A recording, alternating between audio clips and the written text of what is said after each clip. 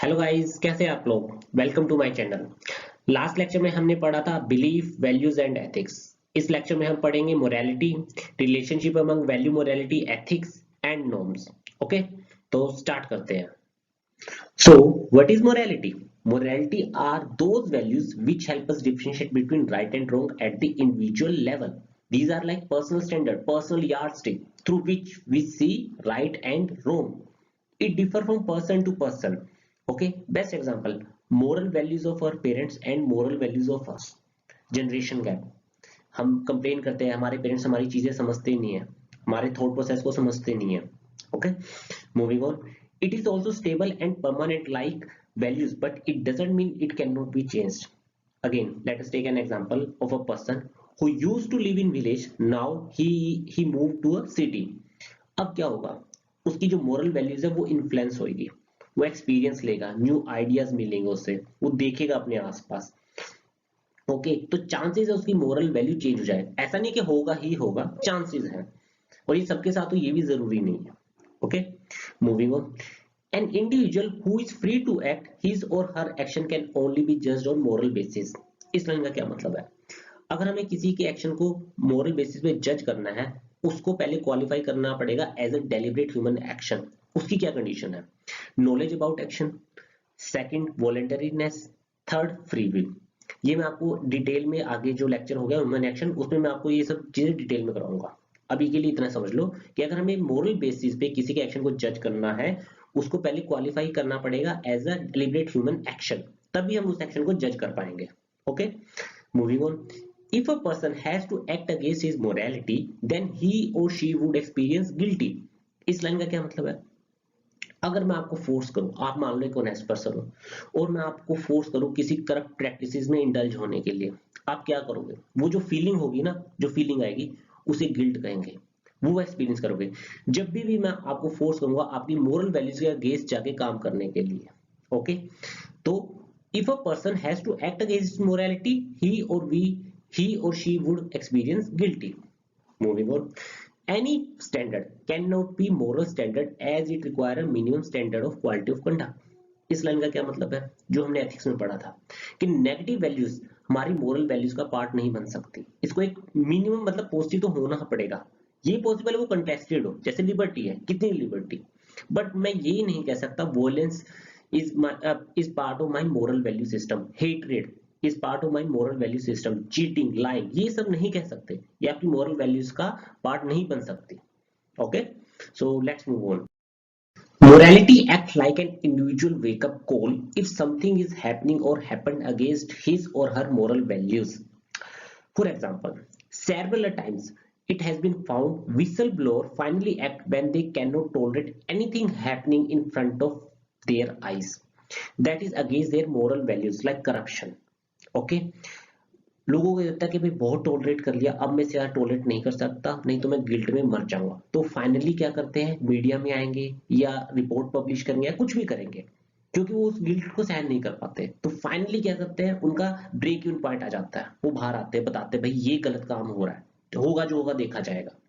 एक और example, me to movement. इसमें कौन सी मोरल वैल्यू कॉम्प्रोमाइज हुई थी? Consent.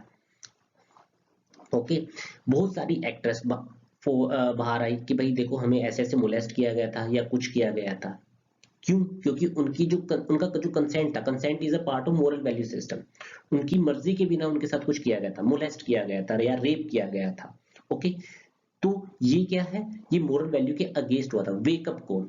Finally they come forward and tell what happened to them. Okay, let's move on. Ethics is empty without the morality of society. Okay, अब इस line का क्या मतलब है? For example, if I am not a responsible person at home, how can I be responsible citizen to society? If I am not truthful to my family and friend, how can I be truthful to society? Hence, it is the morality which determines the strength of ethics in society. ये भी possible हो सकता है कोई इंसान घर पे immoral हो और बाहर अच्छा हो। वो क्यों होगा? उसका रीजन है because of ethics and law. वो एक्सटर्नल चेक है, मोरल वैल्यूज इंटरनल चेक है। ठीक है, वो उनके ऊपर फोर्सफुली उनको बोला जा रहा है कि आप अच्छे से बिहेव करो, वरना अगर एथिकल स्टैंडर्ड के अगेंस्ट जाओगे तो आइसोलेशन मिलेगी और लॉ के अगेंस्ट जाओगे तो जेल में डाल दिया जाएगा। इसलिए ये भी पॉसिबल है। Okay, next, It is also possible that someone will follow ethical standard external check but don't have any moral values. Same जो जस्ट अभी मैंने बताया. ओके, अब समअप करते हैं मोरालिटी को.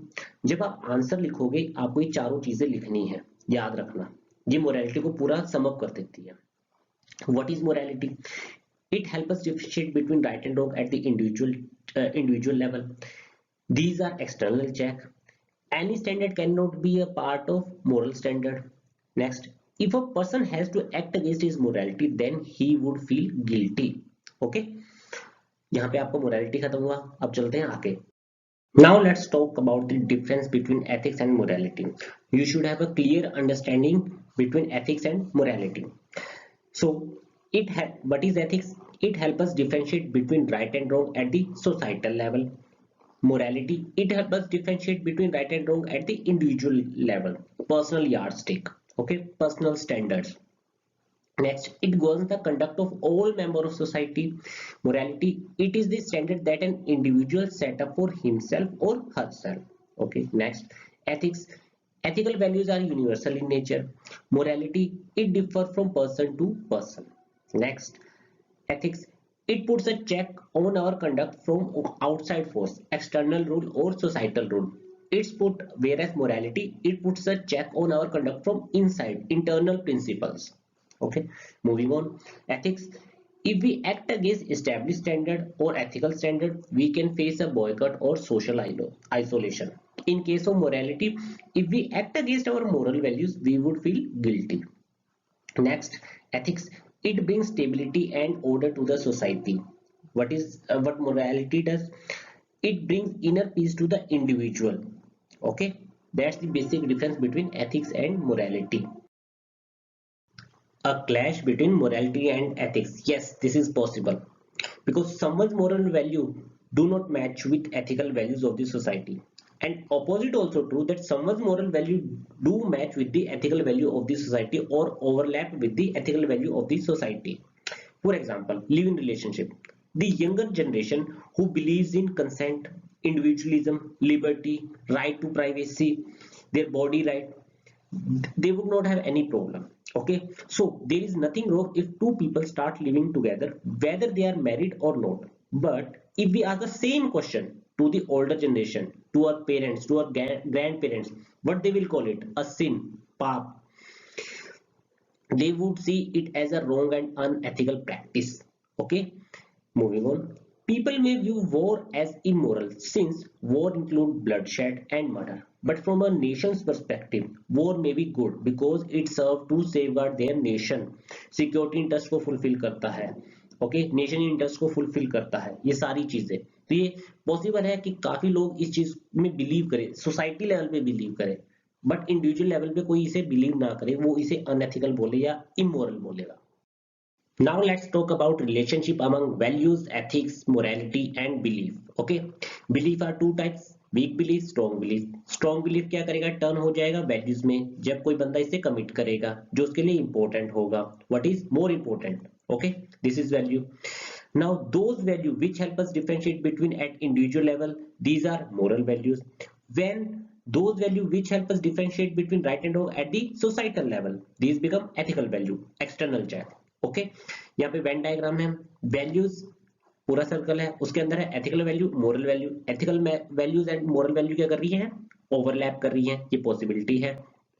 ओके, पॉसिबिलिटी ये भी है कि ना मैच करे, क्लैश हो, जो हमने अभी जस्ट देखा है. Okay, so what is norms? These are expected behavior. If I tell you in simple word, an expected behavior. Okay, these are unwritten and informal rules which are evolved over some time. Most of the time, norms give us probable idea of how to behave and function in a particular place or situation, or tell us about others people predictable behavior. For example, library का ले लेते हैं. हम क्या expect करते हैं library में? सब चुपचाप होकर पढ़ेंगे, फोन साइलेंट रखेंगे, जोर से बात नहीं करेंगे. ये सब चीजें एक्सपेक्टेड बिहेवियर है ना. मंदिर है, अ रिलीजियस नॉर्म. कैसे जाएंगे मंदिर? नहा धो के जाएंगे, सुबह सुबह जल्दी जाएंगे, चप्पल जूते बाहर निकाल के जाएंगे, कपड़े अच्छे डाल के जाएंगे, साफ सुथरे कपड़े डाल के जाएंगे. ये क्या है? ये expected behaviour. This is norm. Though this is a religious norm, but it is a norm. Okay, they may lack rationality or critical thinking, an essential feature of ethics. Best example varna system, we still believe in varna system. कोई rationality नहीं इसके पीछे, कोई भी नहीं है। Even it is unlawful, illegal है ये, फिर भी लोग बिलीव करते हैं। Okay, varna system is a bad norm. ये शो करता है कि हमारे अंदर रैशनैलिटी, लैक ऑफ रैशनैलिटी, क्योंकि हम एक चीज एट द सेम टाइम हम ये भी बिलीव करते हैं ना, भगवान ने सभी को बराबर बनाया, इक्वल है, लेकिन फिर भी हम इस चीज में हमने सेग्रीगेशन किया हुआ है।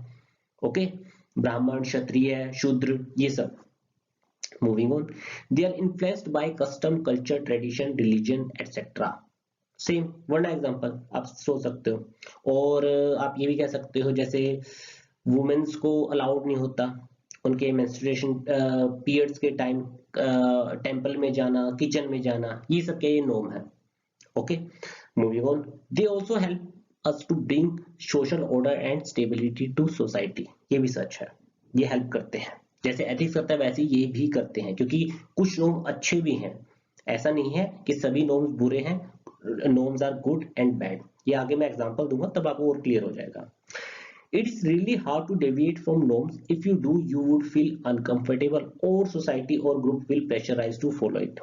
इसका एग्जांपल मैं नेक्स्ट स्लाइड में देता हूं, तब आपको क्रिस्टल क्लियर हो जाएगा। Okay, moving on, it is really hard to deviate from norms. If you do you would feel uncomfortable. ये भी हमने लास्ट स्लाइड में पढ़ा। ओके, एग्जांपल लेते हैं। Intercaste marriage.